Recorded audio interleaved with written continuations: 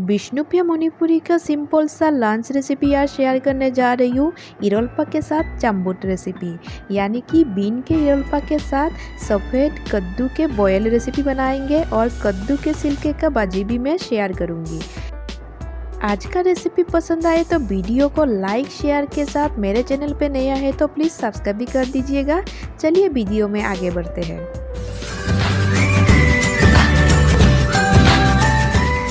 गर्मी के मौसम का एक मज़ेदार रेसिपी आज शेयर करने जा रही हूँ और सफ़ेद कद्दू के बॉयल रेसिपी यानी कि चाम्बुट रेसिपी गर्मी के टाइम में आप लोग बना के खा सकते हैं। बहुत ही टेस्टी वाला रेसिपी है और सिंपल सा रेसिपी है।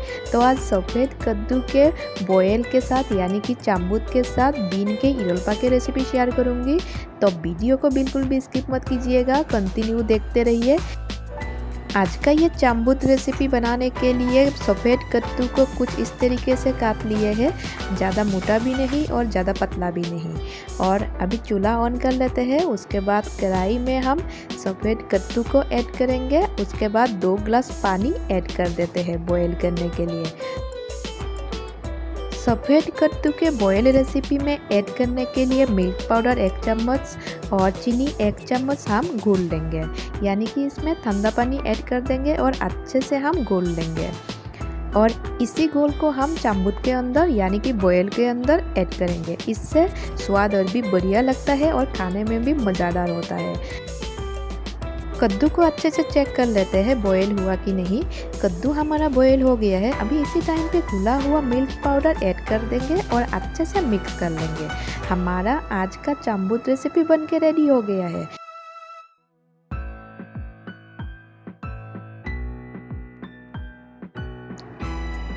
कद्दू के बॉयल को रेडी करने के बाद अभी इरोल्पा भी रेडी करेंगे। इरोल्पा आज बीन से बनाएंगे। बीन का इरोल्पा खाने में बहुत ही टेस्टी और मज़ेदार है।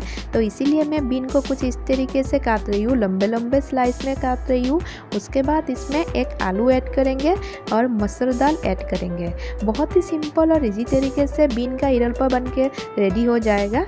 आप लोग वीडियो में बने रहिए, बिल्कुल भी स्किप मत कीजिएगा, कंटिन्यू देखते रहिए, नहीं तो बहुत सारा इंपॉर्टेंट चीज़ छूट जाएगा।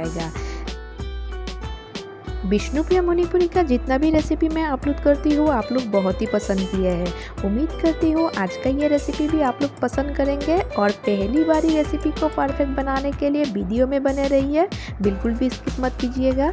और मेरे रेसिपी पसंद आए तो प्लीज़ लाइक शेयर के साथ, चैनल पे नया है तो सब्सक्राइब भी कर दीजिएगा और बेल आइकन को दबाना मत भूलिएगा, इसी तरीके का नया रेसिपी का अपडेट पाने के लिए। इरोल्पा के सामान बॉयल करने के लिए कढ़ाई में ऐड कर दिए। अभी हिदल भी रेडी कर लेते हैं। हिदल को हम कुछ इस तरीके से सेक रहे हैं। दोनों तरफ से अच्छे से सेकने के बाद एक बाउल में निकाल के उसके बाद पानी ऐड कर देंगे। हिदल के पानी हम इरोल्पा में ऐड करेंगे। इरोल्पा के सामान भी बॉयल हो गया है। अभी इरोल्पा बनाने का प्रोसेस शुरू करते हैं। सबसे पहले हम एक बाउल में मिर्चा ऐड करेंगे। मिर्चा ऐड करने के बाद स्वाद अनुसार नमक ऐड कर देंगे। इरोल्पा के लिए सबसे मेन इम्पोर्टेंट चीज़ है नमक और मिर्चा का अच्छे से पेस्ट बनाना पड़ेगा। उसके बाद हिदल का पानी ऐड कर देते हैं।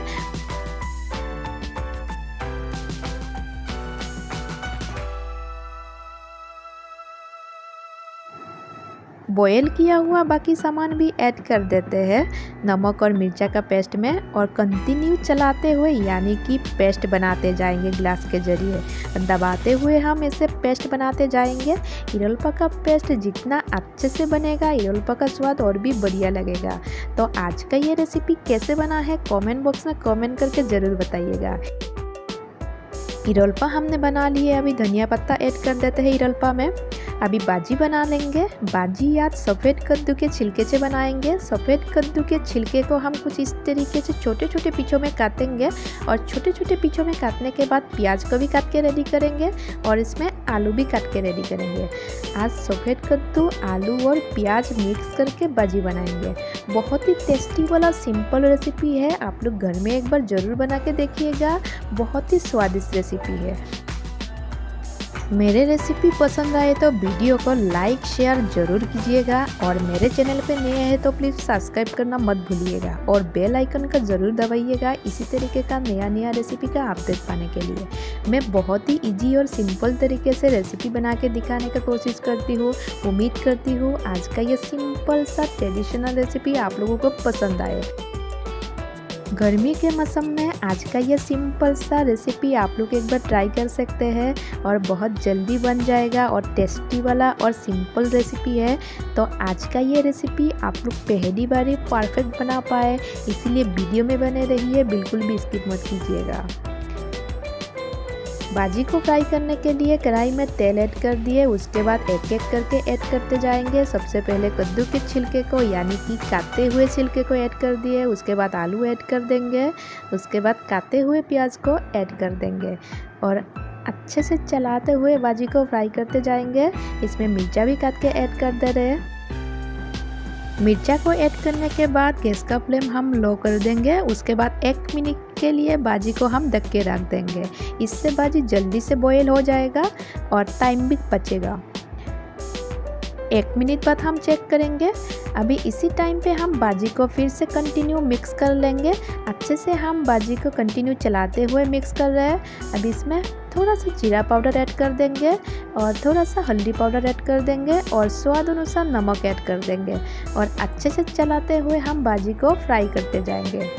आज का ये सिंपल सा भाजी रेसिपी कैसे बना है कमेंट बॉक्स में कमेंट करके ज़रूर बताइएगा। हमेशा एक ही जैसा भाजी खा के अगर बोरिंग लगे तो ये रेसिपी एक बार ट्राई कर सकते हैं। बहुत ही कम टाइम में आज का ये टेस्टी वाला भाजी बन के रेडी हो जाता है, तो आप लोग एक बार घर में ज़रूर ट्राई कीजिएगा। बहुत जल्द मिलेंगे और एक नया रेसिपी के साथ। तब तक के लिए bye and thank you for watching my DG recipe channel. आप लोग वीडियो को एंजॉय कीजिए और आज का ये सिंपल सा लंच रेसिपी कैसे बना है कमेंट बॉक्स में कमेंट करके ज़रूर बताइएगा।